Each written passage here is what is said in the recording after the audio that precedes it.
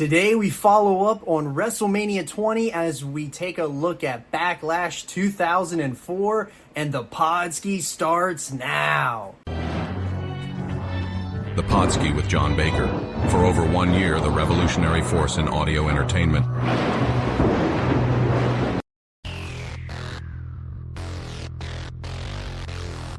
Ooh, yeah! Brother, Let me talk to you! Freak out! I just had an out-of-body experience! The insane in the membrane! Brother, Yeah! And I'm here for only one reason, and that's to take it to the limit, yeah! somebody stop the damn man! I'm living on the edge. Who is your daddy?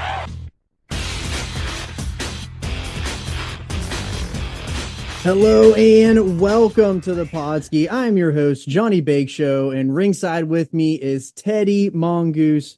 We are fully back from WrestleMania 40, and we're ready to get back to these retro reviews. If you have not subscribed to the channel, what are you waiting for?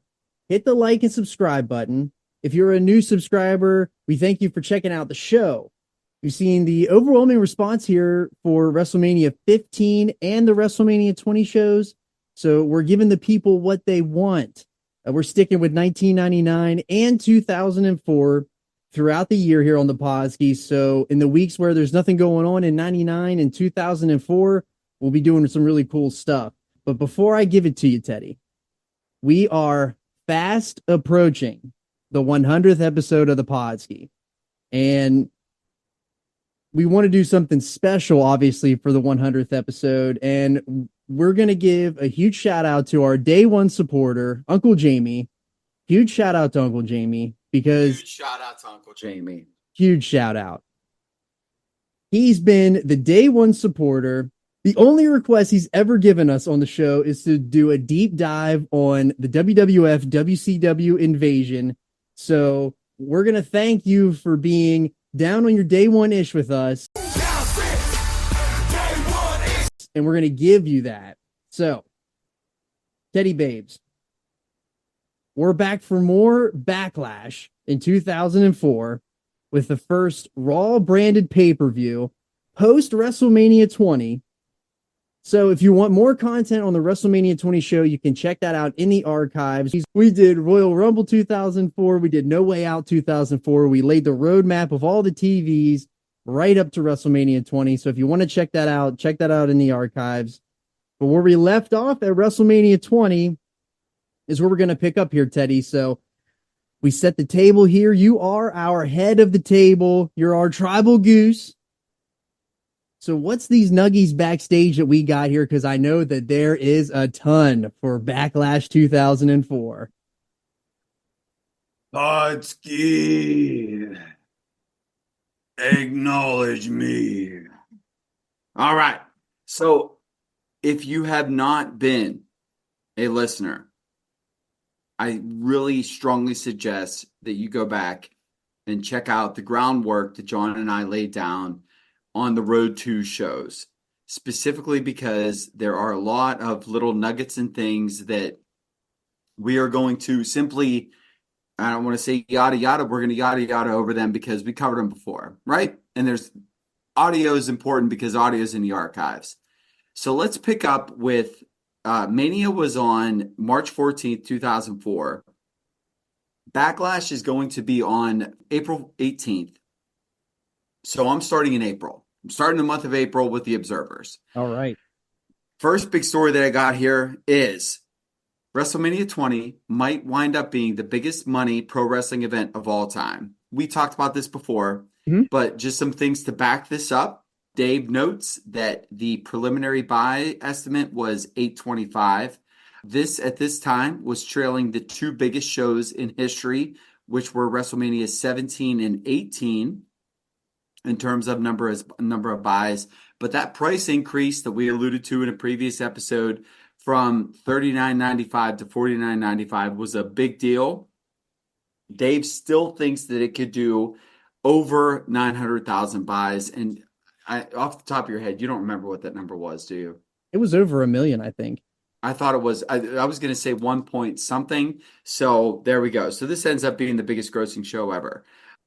A couple of important things to note here is that it's unlikely, even if it were to surpass the buy numbers. And again, we're in our time capsule here.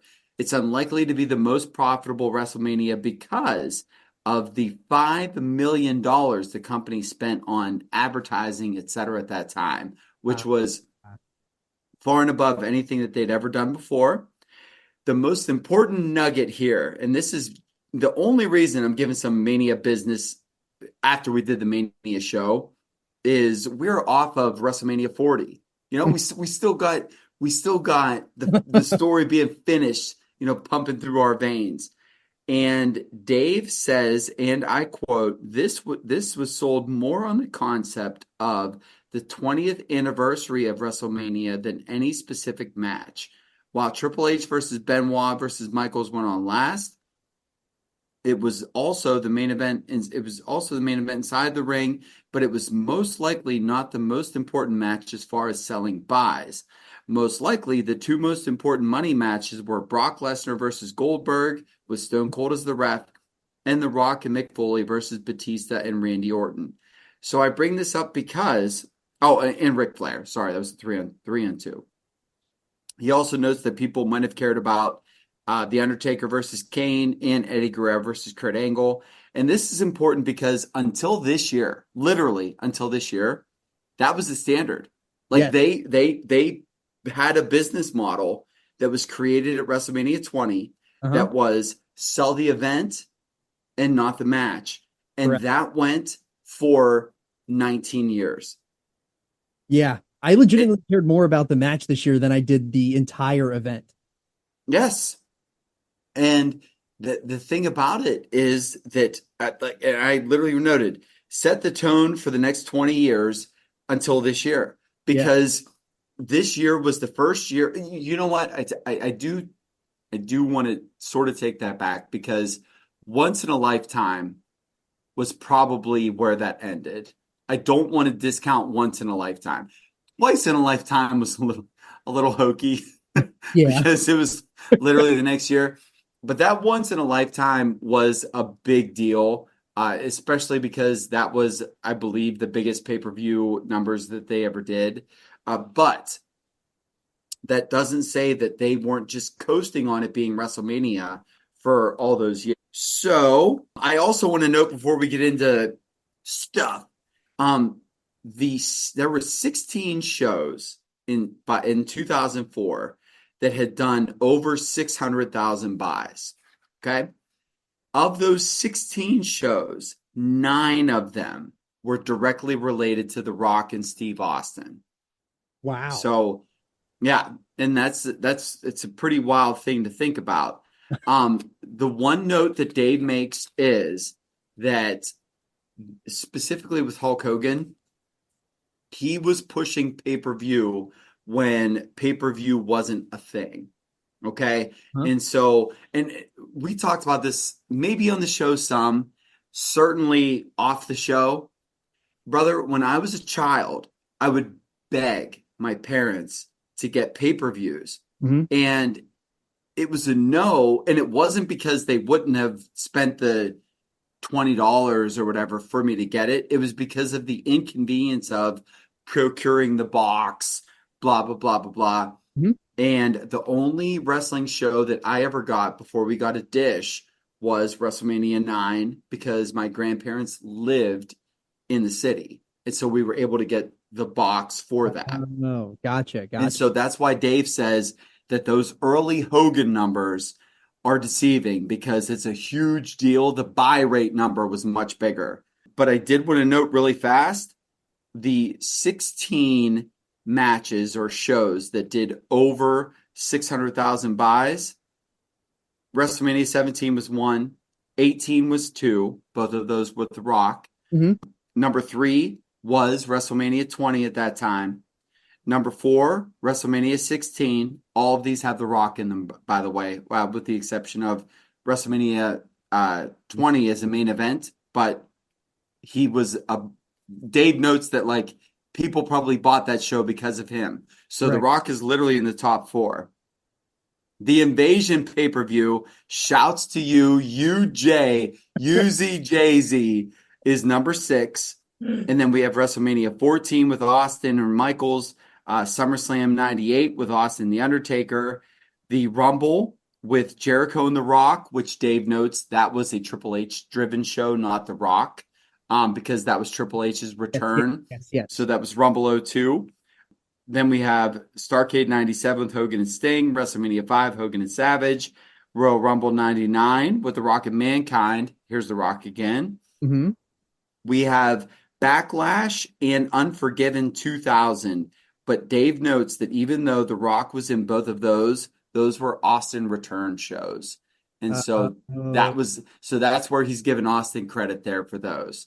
That makes we also, yep. And we also then have Bash at the Beach 98 with Rodman and Malone. Check that in your archives. Yes, archives.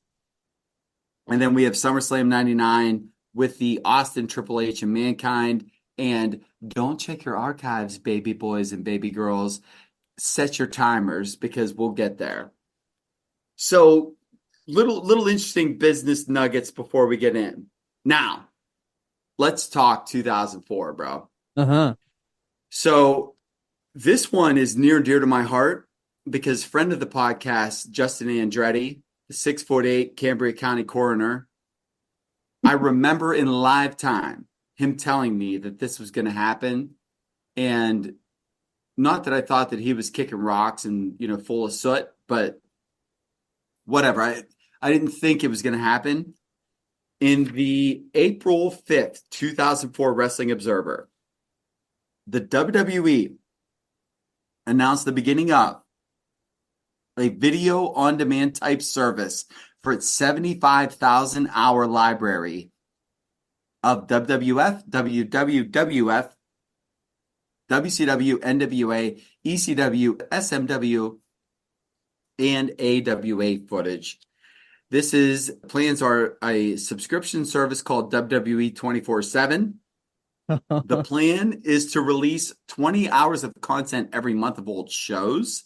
And this would introduce for free to get people hooked and then get them to buy later on. They're thinking about a $6 to $9 per month range for the price. Those revenues would be shared 50-50 with a pay-per-view distributor. Dave says that they should do themes like a 1 month build of guys' best matches and interviews like Flair, or groups of guys discussing the clips, best of a certain year, first 7 Starrcades, first 7 Manias, greatest ECW matches, etc., etc. They talked about, and this is what is insane, brother. This is 2004. Yeah. They talked about turning it into a separate digital television station, which looks to be the long-term plan. They had the WWE Network laid out in 2004. And it didn't happen 10 years later. 10 years before it launched. And I'm going to say that one more time. They talked about potentially turning it into a separate digital TV station, which looks to be the long-term plan. The plan steps are: start with 20 hours per month on old footage on pay-per-view. Step 2, introducing video on demand on the internet. That is similar to what TNA is doing. My word. Check this out. ECW was the first to explore this option. ECW, dude, which was defunct in 2000. They did this in 2000 with a video on demand on pay-per-view, but it never went anywhere. And the final step would be the creation of a digital 24-hour wrestling channel using old footage. That is insane that they already had the groundwork laid out 10 years before it ever happened. Insane in a membrane, dude. Oh, my word. That is awesome. Yeah. I remember seeing the ads for WWE 24/7, and I never knew what it was because I was like 12 years old here, and I still had dial-up. So did I forever, and I am fairly certain that was something that took off in other countries. And I might be wrong. We might, that would take a lot of other digging. But I think that was way more in other countries thing than it was a here thing. But WWE 24/7 was a thing. And there you go. I do remember that. That's awesome. All right, man. So the reason I asked you to sort of carve out a couple of minutes before we got started, first was the WWE Network.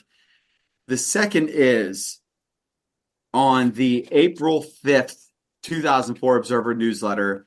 Dave notes that World Wrestling Entertainment, along with wrestlers Ric Flair, Scott Hall, and Dustin Runnels, had a suit filed against them stemming from the May 5th, 2002 plane flight, which ends up being the plane ride from hell. You ready to talk some plane ride in hell, John? Yes, I am. If you don't know what the plane ride from hell is, there is a great, and I mean a great Dark Side of the Ring on it. But I'm sure that Teddy is going to lay out the cards here for it because I can't wait to hear what happens with this.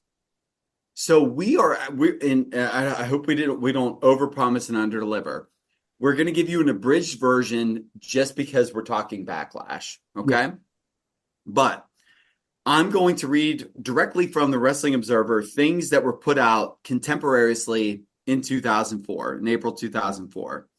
So the flight attendants for Sports Jet, which provides charter flights for sports teams, athletes, and rock stars, filed the suit on March 29th in Phoenix Superior Court. The lawsuit itself, which we didn't have a copy for at press time, which we'll get to later, was reportedly filed with both colorful and very vulgar, revolting, and descriptive language in describing the alleged behavior of three wrestlers named. So the toned down version, which was printed in the Arizona Republic, reads rather that there were the allegations that Flair, as he's noted here, wore only a jeweled cape, flashed and forced a flight attendant to touch his crotch. It also claims that Hall asked a flight attendant to fellatiate him and lick the face of another flight attendant. It alleges that Runnels grabbed one attendant and said that they were going to fornicate. Insert.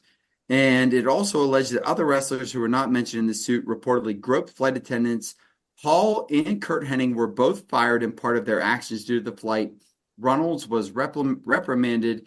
Flair was not reprimanded, as company officials felt his actions were more comedy than abusive, and when he asked to stop, he did.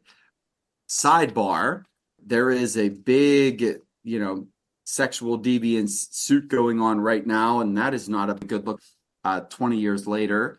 The Sports Jet actual company is jointly owned by the Phoenix Coyotes, Arizona Diamondbacks, and the Phoenix Suns. This flight took place bringing the Raw crew back from a May 4th, 2002 Insurrection pay-per-view from Wembley Arena to the Northeast. So not Wembley Stadium, but Wembley Arena. Scott Hall was fired 2 days. He was fired 2 days after the flight for his behavior on the flight and during the tour. It was noted that he was messed up on the entire tour, including passing out in the locker room. At one show, was messed up during the flight, had started play fighting with people, and passed out to the point that there was a fear he overdosed. Runnels was described as going on the PA and singing love songs to his ex-wife, Terry Boatwright. Jim Ross finally sat him down and got him to stop after she was uncomfortable. Runnels also allegedly ruined one of the seats of the plane by spitting tobacco juice on it. This was also right. Oh my. This was also the flight where Lesnar and Curt Hennig got into an altercation. Bradshaw knocked out Michael Hayes, and Sean Waltman cut Hayes' ponytail off. Fast forward a little bit, and the suit in more detail states that Terilyn Capellino and Heidi Doyle were the two people that, were the plaintiffs in the claim. So they claimed negligence supervision, assault and battery, intentional infliction of emotional distress, and false imprisonment. The lawyer had said the suit was filed later because the women were scared that they would lose their jobs if they filed it sooner. It mentioned not only the WWE, Flair, Hall, and Runnels, but also all of their wives in case there was a transfer of assets done, which if you know anything about celebrity things, that what they'll do is they'll go through separations or, faux divorces or whatever, give the assets to their spouses, go through their thing, and then reconcile. So that was the attempt to, circumvent that. The wrestlers were totally blindsided. The only way they could have had an idea is if they went to smokinggun.com. USA Today and Jim Rome both buried pro wrestling. Jim Rome had called wrestlers, quote, sun lamp worshipping, blue mask wearing, baby oil rubbing, steroid shooting freaks wearing nothing but a cape, end quote. God. Jim Rome's Jim Rome. Jim Rome. The suit is poorly written, and this is where we'll leave off here. The suit is poorly written, such as having the belief that, and this is funny to say out loud, but the suit isn't funny, that Flair had an ownership interest in both Raw and WWE because of the storyline that Flair had 50% ownership of the company, and he was in storyline fashion running the Raw brand. So when he was the GM, it also described the company Runnels worked for in 1991 as WCR. They also listed Hall as the Diamond Stud, but they used other names like Razor Ramon and even Starship Coyote, which was his original name in 1984 in the Carolinas, and then later the Central States. So shouts to you, Bob Winters. Flight attendants were also claimed that they were given needles to dispose of. Wrestlers that were there said that was bunk. The suit also claimed the company should be liable because it allowed alcohol to be served and consumed in excessive amounts, even though there were prior incidents there. On the flight was Michael Hayes, Arn Anderson, Stephanie McMahon, Triple H, and Jim Ross. They all failed to take any action for the wrestlers. Hayes was also said to be belligerent. Ross did tell Flair to sit down when things started to get wild, and because of that, Flair wasn't reprimanded because he did so. And Flair was furious because of the timing, because he thought that it would affect his luncheon with President George W. Bush. Whew, okay. So that's two. So a couple of other news notes here. Steve Austin is under investigation for a alleged assault on ex-girlfriend Tess Broussard. It was a March 24th domestic dispute. As we go through, nothing really seems to materialize here. There is a note about his this domestic dispute with Deborah in August of 2002. It then notes about their split later on. And so to get into some actual news nuggets here, Bret Hart on March 16th has filed a claim against insurance carrier Lloyd's of London because he was not yet paid the $800,000 disability policy for his career-ending series of concussions. Interesting here is that he filed a claim for $800,000 plus $1 million in punitive damages plus lawyer fees and the transfer between U.S. and Canadian currency. For this particular lawsuit, Hart had that any pre-existing injury he suffered would not be covered. So there was a thing about his right knee, right wrist, left ankle. In 99, it was amended for abdominal muscles. And because he filed it for concussions, Lloyd's of London says, we think you had pre-existing injuries. Wow. And so they don't want to pay. And so after this lawsuit, Lloyd's of London no longer insures wrestlers. Huh. So this was the one. Wow. So you hear all those episodes of Bruce talking about the Lloyd's of London, blah, blah, blah, blah, blah. This was the one that the straw that broke the camel's back. Even though Hart only was going to get $800,000, which he was on a $2 million per year deal. So the $800,000 permanent disability would have only been 4 months worth of work from his actual contract. Mm-hmm.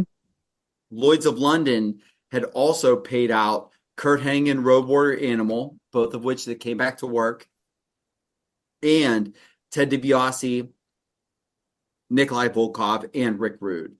So after this, it was over. Interesting. It's just interesting note because we'd heard about Lloyd's of London forever. The 4/18 Backlash show, and this is in early April, and this is just funny because we've talked about this before, is Benoit versus Michaels versus Triple H. Last I heard, this is going to be a ladder match. Dude, we talked about this last time and how great it would have been to do the ladder match. And I listened to, so it's funny you bring that up because I listened to Bruce and Conrad because they reposted their remix show. And somebody asked, I thought this was supposed to be a ladder match. And Bruce said that it was talked about, but they felt that it was better to just run it back because the Mania match was so good. But literally in 3 weeks, Dave says that. Okay. So anytime Bruce says that he's lying, he might not say what happened, but that contemporaneously, that's what I have here. It's crazy because that match would have been bonkers if it was a match. Banana. I do have a bunch of SmackDown notes, folks. If you've listened this far, follow us to the bash. I have a lot of things to say about John Bradshaw Layfield and the build to this. And so I'm just going to let that go for right now. Yes, the Great American Bash Show 2004 is coming in June. So when it happens in 2004, it's when it's going to happen here on the Podski. So it's coming in 2 more months. So if you want that, we got a lot of good stuff on Great American Bash. So Orton has a tonsillectomy, which is why he doesn't cut a promo on that particular Raw. Flair does all the talking. Okay. And then Raw crowds noticeably up, SmackDown noticeably down. We'll talk about that later. Lance Storm is now a heel. Matt Hardy is now a babyface. Rhino destroys brand new heel Lance Storm. We'll get into that later. John, did you watch Shelton Benjamin beat Triple H? I did. Talk to me about this match, please. This match, so I watched it back, and that was on the March 29th episode of Raw. Mm-hmm. And it was made a really big deal because you could instantly tell that they wanted to put Shelton Benjamin over in a draft full. This is like the most mid-draft of all time. The only highlights were that Triple H got drafted to SmackDown, then traded back to Raw, and then that Shelton Benjamin was like this crown jewel piece for Raw. So what I felt was that it was a very long TV match. It was long. I want to say it was like over 20 minutes. And essentially what happens is that they try to run interference and by they, I mean Evolution, and Shelton Benjamin rolls up Trips and gets the win. And it came out of nowhere, and Triple H did an amazing job putting this guy over. He looked like he belonged, although I would say that his gear was a little bit strange, and it makes sense because he was right off of World's Greatest Tag Team, so it was, recognition. But they didn't really repackage him at all. But I thought that it was great. It was a holy shit moment, and the way that Triple H sold the fact that he lost to Shelton Benjamin was incredible. Mr. Podski, you talk about setting the table. Bro, you put the cloth down. You gave me some hors d'oeuvres. I'm going to read to you from The Observer. Benjamin pinned Triple H in 1952. So 19 minutes and 52 seconds. You said 20 minutes, like spot on. Because of commercials. Yep. Great job by Triple H in telling a story. He sold a lot, and Benjamin got a lot of close near falls. Jim Ross kept saying by the end that even if he loses, he's proving something. Yes. After the pin, place went nuts.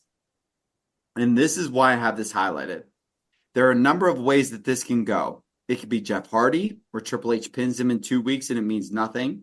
It could be the Hurricane, where Rock doesn't have to pin him, but he's slowly booked as an opening match guy and it means nothing, except that it gets people talking for a day. It can be John Cena, who got a bunch of early wins and a loss to Angle that was even better than most wins, but was soon booked into oblivion because he didn't get over and probably would have been buried underground if he didn't start a new character. Oh my! Or it could be Sting or Ricky Steamboat, who were nobodies, got one win on TV, and another one was a draw, and were superstars for the rest of their careers. It's all about the follow-up. 3 3/4 stars, Dave gives that match. And I wrote next to the highlighted stuff, this is AEW's problem. Yes. Because they, and by they, I mean WWE, did with Shelton Benjamin essentially what AEW did with your Action Andretti's that got huge.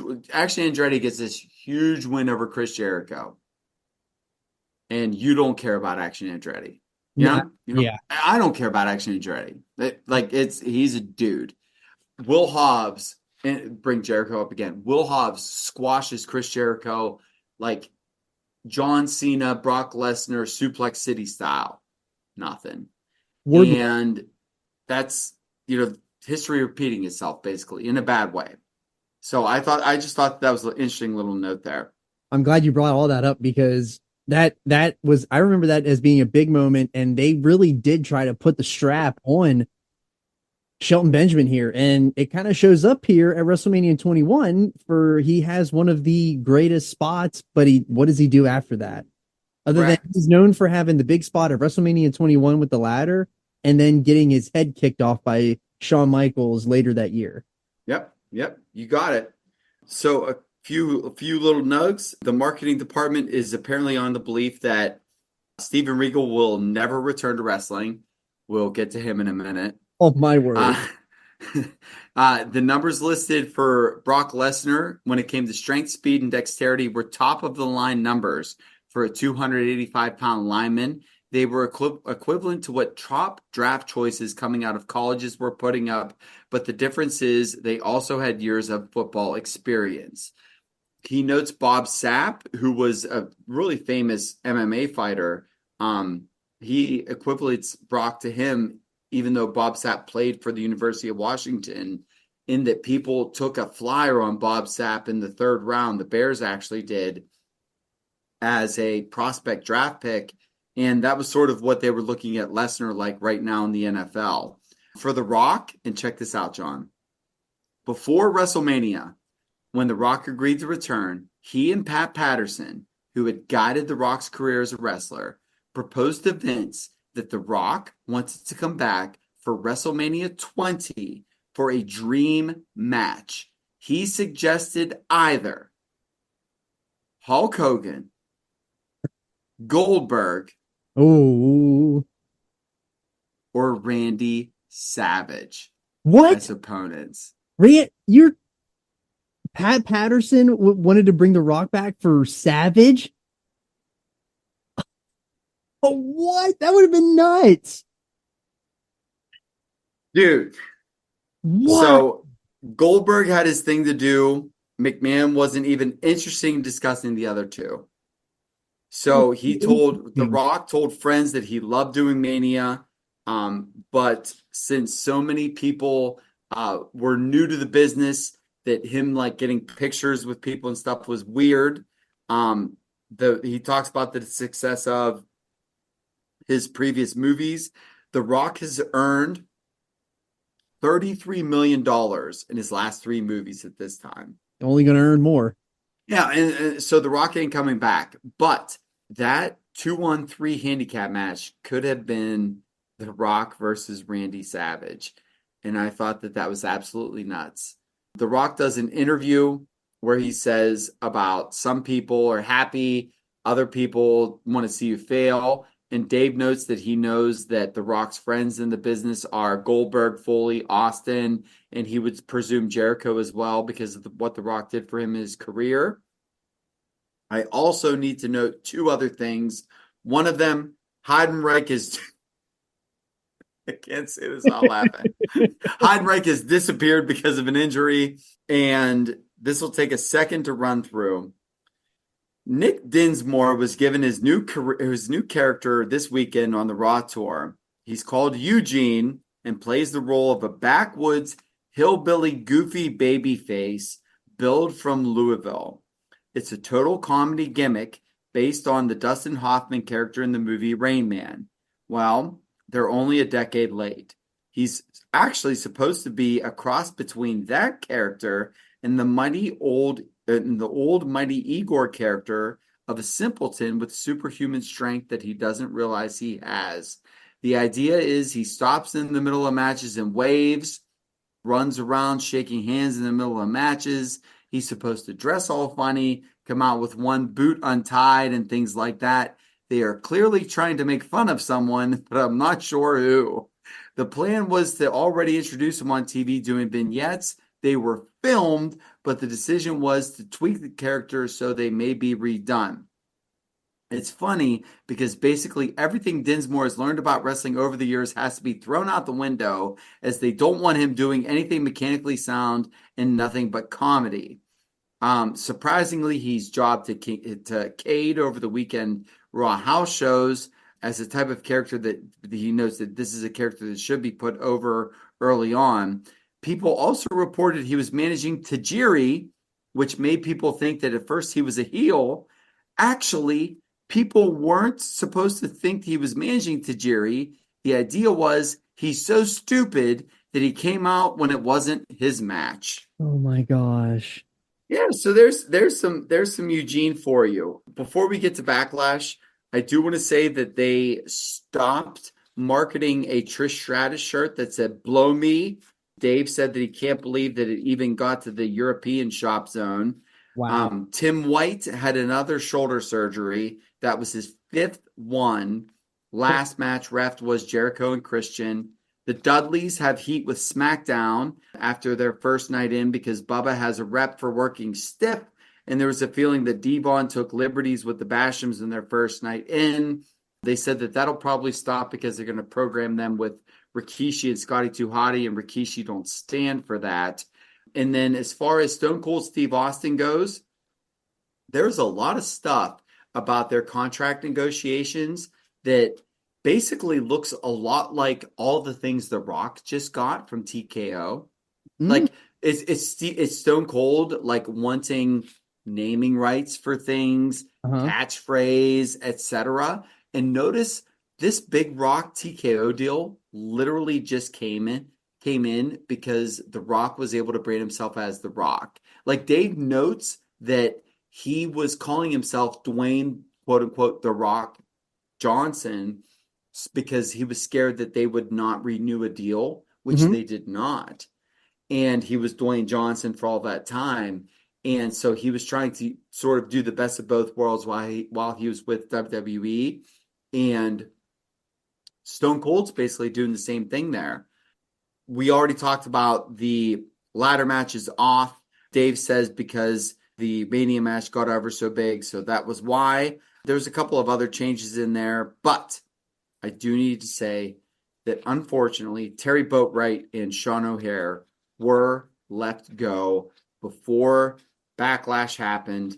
RIP to both of their careers. Best in luck in your future endeavors. Terry Boatwright, you were everything to me whenever I was 14.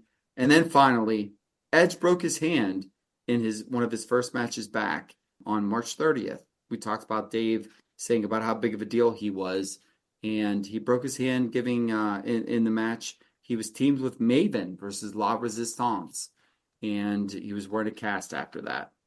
Nice. Well, we'll talk about Edge here on this Backlash show.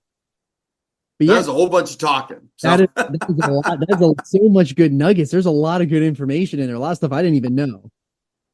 Backlash now. Backlash 2004. We have a big card here, and this is an important one, and I'm sure you're going to get to it here because there's a lot of things that are obscure about the show that makes it great. So it's all within the Observer and how it is portrayed afterwards, so I'll let you get to it. All right. So we watched WWE Backlash. The show took place on April 18th, 2004. Came to you from Edmonton, Alberta, Canada. There were 13,000 people in the building. 10,000 people paid. A gate of 650,000 people. The show from Wrestling Observer readers, subscribers was 99.7% thumbs up, 0% thumbs down, and 0.3% thumbs in the middle. This would have been John watching an AEW show. Yeah. It was all right.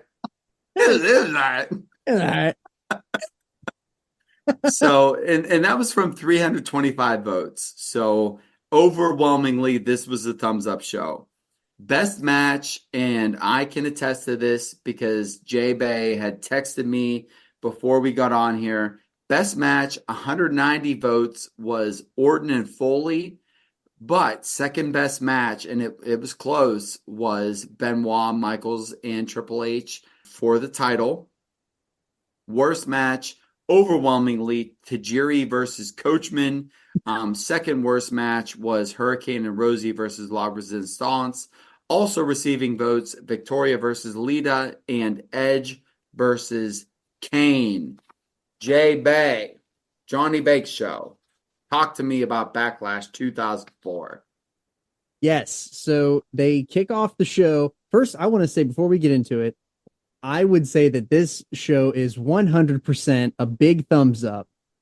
The bad part about the show is that there is some really crappy stuff. It is bottom of the barrel, but the highs of the show leave you so high that you're like, holy shit, I watched a really good show. So, and I'm talking about the bottom of the barrel is that the Coach and Tajiri match, and the obvious high is that Randy Orton and Mick Foley match. And Dave says his sort of lead into the pay-per-view was whether the 418 Backlash pay-per-view from Edmonton will result in Chris Benoit and Randy Orton being significantly bigger stars than they were a week earlier is up for debate. Whether they and the company could have done much of anything better in one night to get them there isn't. Like that's a Yeah. that is a good job by you guys. You know what I'm saying? Yes, they kick off this show with Shelton Benjamin versus Ric Flair. And this is a really good curtain jerker match, especially for Shelton Benjamin, because you're getting him fresh out there on people that are ready to cheer for somebody.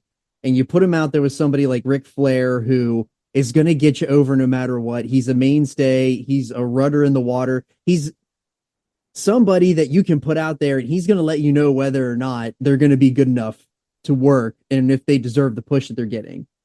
And this was pretty clear how the match happened because of the way that Shelton beat Triple H 3 weeks prior on Raw.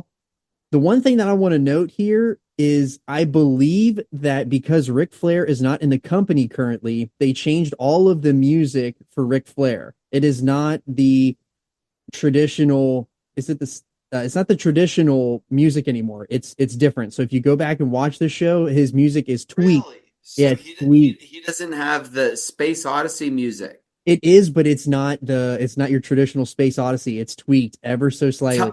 It's tell weird. Me it's Charlotte. Tell me it's Charlotte's music. No, it's not. It's not. But it's definitely it's way weird. It's weird because I was watching. I was like, that's not Ric Flair's music. I had to like rewind it and watch it a couple times because I was like, something's not right, and I realized that it was the music. Yes, it is really interesting. But it is clear as day they want Shelton to ascend here, and you put him with the main event guy, obviously, with Ric Flair. This was obviously a typical Ric Flair match. Flair was basically calling the whole thing, does the usual Flair spots he does, the over-the-head toss off the top rope. He does a suplex on the outside. Shelton wins with a flying clothesline off the top rope after Flair attempted to set up to use the brass knuckles to cheat, which I thought was an interesting way that Shelton basically caught Flair with his pants down, which was an interesting way to get a guy over at that point. Yeah, so from the observer side, Dave says Benjamin won with the sloppy clothesline off the top rope and it has a period. Wow. Sloppy clothesline. Yeah. But what I should note here is that he does say that Flair is bumping more to one side than often. Yes. And in the lead up to this, he notes that Flair does not take and I can't remember what the specific neck test is. I should have written that down, but I didn't. There is a specific, MRI, whatever, that's done with your neck to see how good or how bad it is. And because Flair is okay, except he gets some numbness, he says, "Nah, don't give it to me. Let me just wrestle." We talked And about that on the WrestleMania 20 and the Road 2 show, that he had a broken back. yep. And he refuses to actually get it diagnosed. Yeah. So that's what I have in between here. They just Is keep he putting it out there. refuses, yeah, he doesn't want it diagnosed, so he instead just decides to bump on one side rather than the other. And look, as far as a booking decision goes, I actually get it because he beat Triple H. Now let him beat Flair. The fact that he catches Triple H, or excuse me, Ric Flair, as you said, with his pants down, I think that's the right thing to do here. We go backstage with an interview with Randy Orton. Randy says he's the longest reigning Intercontinental Champion in the last 7 years, and says that he deserves the respect and that he's going to earn it tonight by beating Mick Foley into retirement. And he's not scared about what could possibly happen to him in that match, which is, there's sprinkling some dust for you there. We go into the worst match of the night, which is the Coach and Tajiri match. I thought this was a typo, man. Not the fact that it was a match, the fact that it was Jonathan Coachman, and spoiler alert, people, before John talks about it. Jonathan Coachman pinned Tajiri in 6:25. Yes. So I have a note here. 6 minutes and 20. Go. So Bruce also said on that show that Coach was actually taught by the boys in the building, and that he would show up early to shows, and before the shows they would teach him how to wrestle. And he also went into the studio with Uncle Tom. That's how the Coach learned how to wrestle. The match was made. Good for him also. 6:25 is longer than matches on Raw and Dynamite. It's ridiculous. So what are we doing? Yeah. The match was made because Tajiri spit the green mist in Coach's face on Raw 3 weeks ago. And then he came out, and by he, I mean Coach, he interfered with Tajiri's match with Christian. But things I have written here is that shout out to Coach here for rocking the LeBron Zoom Generations. That is pretty cool. Yes, shout outs to that. There was immediate boring chants, and anytime Tajiri did any move, the crowd instantly cheered it. For some reason, Garrison Cade came out and interfered with Tajiri, and that's how the Coach won, and it was awful. Saw some things with Cade maybe being involved with this during the TVs, and I just skipped over it. So half star. Yeah, they're lucky they got that much. Almost as much as Jay and Jimmy from WrestleMania. Oh. Their fault, not ours. Yes, their fault, not ours. Next, we have the handicap match. Chris Jericho versus Christian and Trish. I popped in the entrances because Lawler said Christian and Trish are the prettiest couple in the world, even more prettier than Jessica Simpson and whatever that other guy's name is, and I popped. The time capsule. Dude, there was some things to say about the lead into this one. The big one was that Jericho, to get everybody fired up, and he actually sort of won Dave over, was that on one of the Raws they'd done a TV, and apparently Chris Jericho runs down Trish with a bunch of the same lines that he fed to Stephanie. Yeah, whenever there was the famous highlight reel. Yeah, the famous, bottom sucking whatever. Bottom trash bag hoe.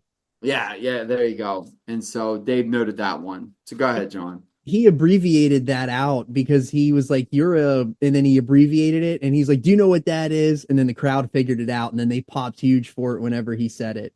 Oh, that's really cool, actually. Yeah, I mean, it's not, but it's clever. It's somebody that uses acronyms all the time, trying to make people figure out what's good. Basically, it was kind of set up just to get Trish to tag in to get the pin on Jericho. Whenever Trish did get in there for the few spots she was in, she slaps the hell out of Jericho. And I don't think anybody in wrestling has a better slap than Trish. But they managed to get several spots to get Trish into trouble. One where Jericho spanked Trish. That was awkward. There was another where he put her in the walls. But the finish was interesting because Jericho catapulted Christian into the corner where Trish is. He knocks Trish out. And then Christian stumbles into the middle of the ring where Chris Jericho wins by a running enziguri. That's got to be the only time Chris Jericho's ever won a match outside of the walls or the Lion Tamer or anything like that. It literally says Jericho got the pin after a running enziguri on Christian. Like no other words. Like you nailed it. Yeah. And 3.25 stars. I mean, it wasn't bad. It was just the finish came out of nowhere. Yeah. 3.25 star match, man. It's worth watching. Yes. Anything 3 and up is worth watching. Correct. So we go backstage where Eugene is looking at a Divas magazine as he's wandering the halls, and he wanders into the women's locker room. He scares Gail Kim, but then he was scared by Molly Holly's shaved head. And then William Regal runs in to try to get Eugene and is distracted by Molly Holly. This was strange, but it was, I guess there's some comedic relief in here. I don't know, but there's nothing really funny about a guy wandering into a women's locker room, especially after what's happened recently here. And also on the Observer previous to this one, Dave does note, which was verified by Bruce because I remembered hearing this. I don't remember how long ago it was, but the name Eugene may have come from the first name of a mentally challenged guy who worked for years at the Pittsburgh Civic Arena carrying ring jackets. And so Dave's peeling back layers of this Eugene onion week by week as we go on through.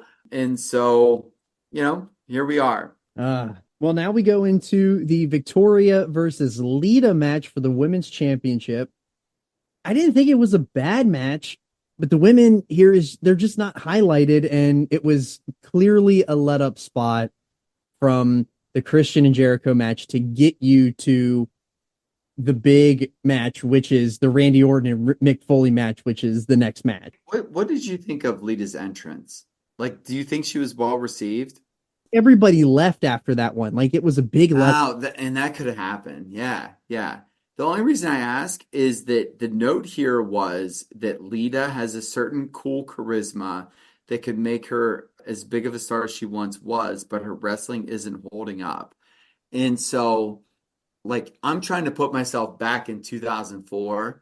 And when I was playing, like, Here Comes the Pain, I remember playing as Lita all the time and shouting out of my whenever I'm going to do the moonsault, like, just because she was a big deal. Yeah. And I wonder if this is where Dave is disconnected from the younger audience in that he doesn't know why she's cool. Like, he's saying she has a cool charisma, but I don't know why. I can tell you why. Like for somebody that was playing Here Comes the Pain in 2003, like, we were screaming "Thong!" every time we were doing the moonsault up at the top. And I feel like that almost might be the reason. Maybe I'm wrong, but I don't know. As a 17-year-old at that time, I think that sort of stands out. Molly Holly and Gail Kim, they ran in after the match after Victoria retained. But what I had here is that Molly Holly in the wig is ridiculous, especially after you just saw her in the locker room without the wig on. Which the comedy there is, her head shaved. Right. That was Kurt Angle. After he lost the hair match. Right. Came out with the wig and the headgear. Like, I like that. That's very pro wrestling to me. So I'm going to buy into that every time. Match of the night, and it is Randy Orton versus Mick Foley for the Intercontinental Championship. No holds barred, and Evolution is banned from ringside. This match outside of the main event obviously is what everyone was excited for. Basically, the story of this match is a young punk kid who thinks he's the Legend Killer meets Cactus Jack, who has a long tenured reputation of this brutality and violence, and Orton was going to have to endure all of that in one night that Cactus endured for an entire career's worth. And it was so well done. And I need to note here that Randy Orton, when he did this match, was only 24 years old. This thing was insanity. They start off with Barbie, which is the barbed wire bat. He starts wailing on him on the trash can early, and by Mick Foley hitting Randy Orton. So Mick Foley tried to light Barbie on fire with gasoline. And right before he went to light it, Bischoff came out to the ramp. He said that if that bat is lit, the show is going to be canceled by the fire marshal, and he automatically loses the match. So Foley teases he's going to light it, but then throws the bat out to the ringside, and they chant Bischoff sucks. Foley pulled out a bed of barbed wire. When have we ever seen a bed of barbed wire in WWE? Orton began his beatdown. He threw Foley into the barbed wire, into the corner. This was a gusher. They were bleeding all over the place. Orton then pulled out a bag of thumbtacks and he poured them all over the ring. That is when Orton tried to go for the RKO, but Foley did the counter and threw Orton onto the tacks. And that's the big spot that everyone remembers because it was an oh my God moment because Randy Orton did a full send into that bed of tacks. Oh, it looked so bad. You could see him like sticking in his elbow and his hands. This is where Randy, he tried to roll out of the ring and you could tell that he was trying to pull the tacks out of his hand and it looked like they were buying themselves time by going to the back. And that's when the crowd booed, but then they came out really quickly. Foley immediately throws Randy off the stage. And like, that was a huge spot. Like I was like, holy shit, whenever that happened. The EMTs are surrounding Orton. They're trying to get Foley away, but then Foley pushes him off, and then he gives him the elbow drop from the stage onto where Randy Orton is laying on the outside, and somehow Orton kicks out here. They eventually make their way back to the ring. Orton countered with a low blow, but Foley locked in another mandible claw, but Orton hits the RKO out of nowhere for a near fall. Orton then hits one final RKO on Barbie, laying in the ring for the win, and he retains his title. WWE doesn't do hardcore matches, but when they do, this one stood out as a true spectacle, and you could tell that Orton definitely earned his stripes in this one.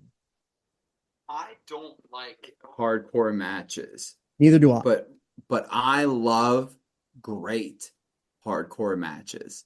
Yes. I feel like that's an oxymoron, but it's true. So to me, if I did not watch Kenny Omega wrestle Will Ospreay twice last year, my match of the year was Hangman and Swerve. Mm-hmm. And this match involved a man drinking another man's blood. Okay? People didn't like any of that. I get it. I didn't like it. I also saw it. And in the context of what was happening, oh my God, it's 6,000 times. Yes. John, I did not watch, and I don't mean to give the gimmick away here, but you watch and I read. So I did not watch this, but I knew the spot where Orton takes the tack bath. Oh, it stuck with me for 20 years. Yes. Okay. And that was awesome. And Dave notes here a couple of things to supplement your review there, that obviously Orton retains. Orton is now the longest reigning IC champion in 7 years. Funny, the belt actually meant nothing to this program. That could have helped. Foley was said to be 272 pounds, his lightest wrestling weight since 1989. They mentioned that in the intros. He looked the closest to slim as he's looked since the earliest part of his career. To fast forward a little bit, he notes about that thumbtack spot that it was Orton that took the bump into the thumbtacks. They were sticking all in his back and shoulders. It was quite sick. Orton acted like he was running away and quitting. So that would have been him going to the back, is him saying, I can't handle this. I'm done. I'm quitting. 4.5-star match. And we've talked about this on the show before, brother. 4.5 stars in 2004 is even a hardcore match at that too. Yeah, you're right about that. Even a hardcore match. And in the pre-match breakdown write-up, Dave says, Orton, as weird as this sounds, added a toughness to his aura that he needed to be a money player, and has easily the match of his career against Mick Foley. So, There you go. Yes. If you want to know where Randy Orton became a star, it's Backlash 2004. That match. If you also want to know why Randy Orton right now does a 10 punch count and and a draping DDT and 3 other spots, this is probably why. Because he said, I ain't doing this for the next 30 years. Nope. But he did it, and give him a lot of credit for doing it.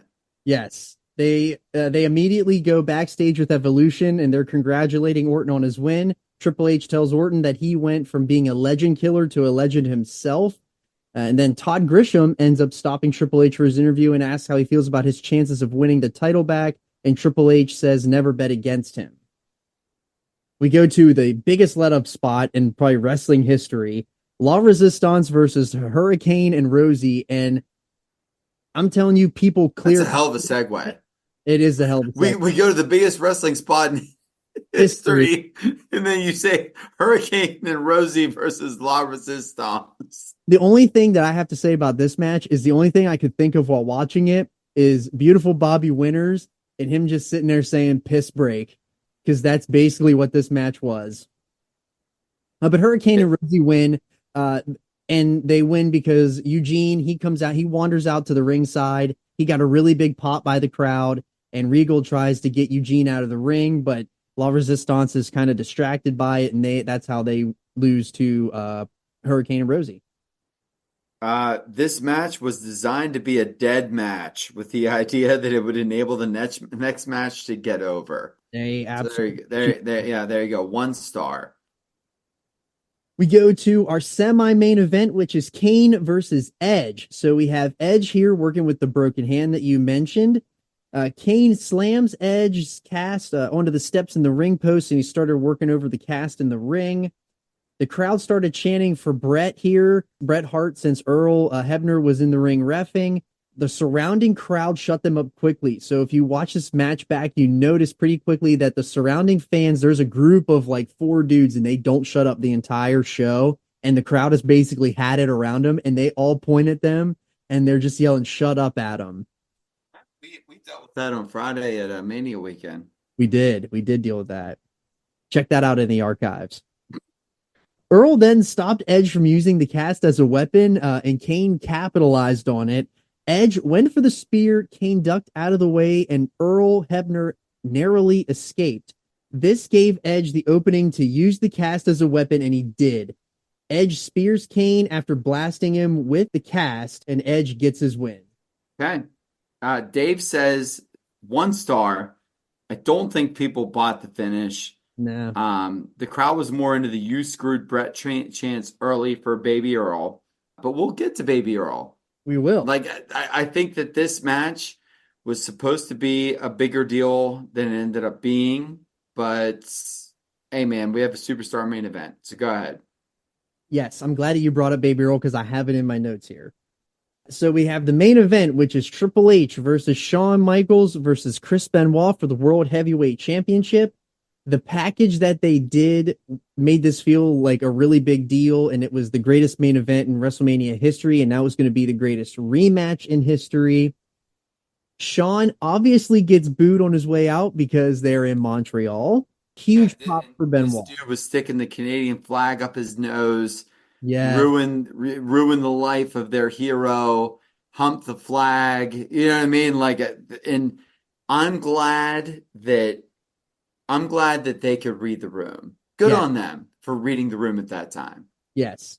So Benoit gets a really big pop here, and then they show his family ringside, and I'm telling you guys right now, that's a weird one to watch, especially when that camera pans over to the family sitting ringside. It's weird. I don't know why they have that. We didn't have weird Benoit until right now. I can't watch this match. Yeah. It's weird. Yeah. So basically Benoit starts as a house of fire here, and he gets a lot of shine early in the match. Then here's where it gets interesting in the match. They played on the screw job when Shawn put Benoit in the sharpshooter, and the ref had been knocked out, and they have Baby Earl come down as the ref, and it got insane boos. They were chanting, "You screwed Bret, you screwed Bret." HBK eventually lets the hold out here after Triple H got back in the ring, but it really looked for a long time like they were playing on the screw job and that they were going to call the match, and it looked like Shawn was going to screw Benoit. It was immediately turned into a crossface because of the way that Benoit was let up from the hold. Benoit got up and put HBK into the crossface. It got a really big pop. There was a lot of "you tapped out" chants whenever Triple H was beating on Benoit. Benoit then put Michaels in the sharpshooter, and Michaels tapped for the finish before Triple H could break the hold, and the crowd erupted. This might be better than the WrestleMania match. There was a lot going on here, and I think what makes this match better is the fact that they played to their crowd a little bit more with the screw job stuff. But man, this one is really, really good. And this almost makes me wish that they would have done the ladder match that we talked about so much. If you haven't seen this, this might be one of the best triple threats you'll ever see in your life. It might be number 2 to the WrestleMania 20 main event, which is the same guys. Basically, this is a big cosign. So we have Benoit won a three-way match, rematch, from WrestleMania over Shawn Michaels and Triple H in 30 minutes and 8 seconds. Mm-hmm. The crowd might have hated Michaels even more than Triple H. That was no surprise. The whole match looked like it was booked as the vindication over Michaels for 1997. Yes. Which is really interesting. So it says about Michaels put the sharpshooter on Benoit, like you had said. Canadian fans were harassing Hebner. He didn't call for the bell. Michaels really sold the "you screwed Brett" chants. And then at the end, Benoit caught the foot, put Michaels in the sharpshooter, had him in it for a long time. Michaels struggled for the ropes. Just before he could touch them, Benoit pulled him into the center. And then Michaels taps out. After the TV went off the air, Benoit draped himself in the Canadian flag, talked about Michaels screwing Brett, and challenged him to come back. Brett, that is. Yes. There's layers to this, with the Lloyd's of London deal and all that. Yes, there is. Michaels hugged and gave Earl Hebner a high five to get the crowd hot and left. Triple H ended up back out, and Benoit put him in the crossface and made him tap to end the show. So that's all after the show goes off the air, and that is a 4.5-star match. Also should be noted that David said in his pre-write-up for the show that Benoit retained the world title in a perfect main event finish, beating Triple H and Shawn Michaels when he made Michaels taps at the sharpshooter with Earl Hebner as the ref. So, I mean, look, man, what else can you do, right? Yes, this match is it's so good. I encourage everyone to go out and watch it. I would fast forward if you're not going to watch the entire show. Make sure you fast forward until the bell rings, or you're going to see Benoit's family. And I don't know why that is on the network, but I really did not like it when I saw it. It gave me the heebie-jeebies when I saw it. But other than that, this match is really, really good. Well, and here's the problem, John, is that we as fans, and especially as people that talk about retro shows and things we've seen, we try to separate art from the artist. And what isn't fair is that somebody that's so good at the art, like Chris Benoit, I actually have an easier time separating from somebody that's not as good at the art, like a JBL. Tease for the future. Great American Bash Show. Which obviously Chris Benoit is this deplorable human that does this like despicable act, worst thing that anybody could ever do. But his work is so good, and it's a really conflicting thing. And I don't want to say that reviewing 2004 shows is dangerous. It is only because I don't want to seem like we co-sign, right? Oh, right. I don't want to seem like we're insensitive or we co-sign. It is really hard to watch it. And I didn't like whenever they did it, I didn't know what to do other than just immediately hit fast forward. We do have some post Backlash notes. So we'll wrap up here on Backlash because I know that you got some little nuggies to sprinkle on top here for the finish. I do. And because we had Plane Ride from Hell lawsuit with some Steve Austin, with some, hey, bro, did you know they were going to have a network 10 years before it came out? I'm abbreviated. I need to say that at this point in time, there are no plans to revive ECW. Fast forward a year later. However, However, there was a 2-hour block for Saturday nights that was going to be canceled on Spike TV. One of the things that made people think ECW was coming back was that WWE Confidential was canceled. And Dave notes that WWE Confidential was canceled because Gene Okerlund was given the word that they were going to move on to other projects. Basically, the show went from promising basically observer stories to just being WWE stories, right? Like that was all it ended up being. There was a couple of other things. Bobby Heenan and Vince McMahon were actually in talks about potentially doing something in 2004. That did not materialize, unfortunately. Before we get into our last, sort of bow before we're done here, for what it's worth, Bill Goldberg is talking to friends this past weekend about finding 14 good wrestlers to work the undercard for his own pay-per-view. If he can't get Steve Austin, it could be something like Goldberg versus Sting. Without TV promoting it, Dave thinks that it would do 50,000 buys, but that might be a liberal estimate. When Steve Austin does not come to terms with the WWE, Dave notes that he has a couple of options.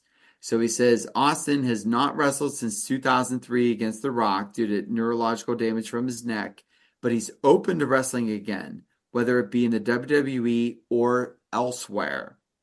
Actual matches would be very limited. At least 2 ideas have been brought to the table if he doesn't make a WWE deal. The first would be a one-time only USA pay-per-view match with Bill Goldberg, with the two promoting the show together. Wow. The other option would be Japan.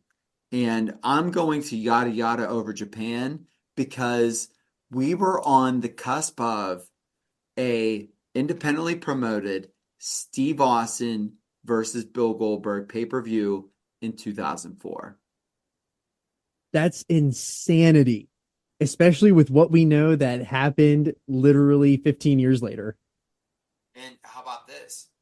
If that pay-per-view happens, is All In that big a deal? Probably not. Isn't that crazy? That is really crazy. Like if that show live, I'm not saying pay-per-view buys, but if that show live draws 25,000 people, which it could have, there goes the non-WWE pay-per-view branded, or non-WWE rather branded show from blank until blank, right? Mm-hmm. I mean, it's still there, but this would have been All In before All In. That's crazy. And it didn't happen. It didn't happen. It was talked about happening. And if it did, it would have done buku business. Oh, absolutely. So this is what you were talking about, how Steve Austin couldn't come to terms with Vince because he couldn't get his own licensing to use his own name. Mm-hmm. And part of that was that he was looking for other endeavors outside of wrestling. And so, how do you get your name out outside of wrestling? You do a wrestling show as Steve Williams. Yes. It didn't happen, right? And everything ended up okay. It's a crazy thing to think about. It really is.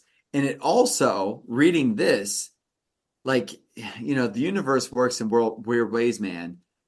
So the only way that WrestleMania 40 would have ended in a 5-star match, in my opinion. Mm-hmm. And Dave, I've heard him, I've read him.